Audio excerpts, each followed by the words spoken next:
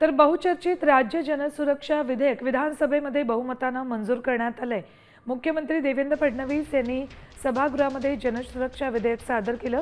शहरी नक्षलवाद आणि लोकशाही विरोधी संघटनांचा बिमोड करण्यासाठी हे विधेयक महत्त्वाचं असेल।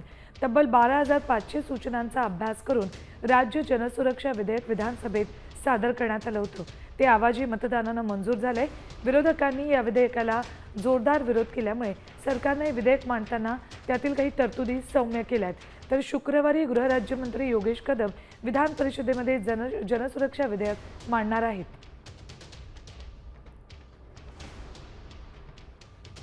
तो अहवाल या सभागृहाला सादर केलेला आहे। गेल्या काही वर्षांमध्ये केंद्र सरकार असतील, वेगवेगळ्या प्रकारची राज्य सरकार असतील, या सगळ्यांनी मोठ्या प्रमाणात काम केल्यानंतर आता हा जो बंदूक घेऊन जो माओवाद आहे, हा माओवाद हळूहळू संपुष्टाकडे यायला लागलाय। आता isakal.com आहे देशातील नंबर 1 ची मराठी न्यूज वेबसाईट। प्रत्येक अपडेटसाठी isakal.com ला नक्की भेट द्या।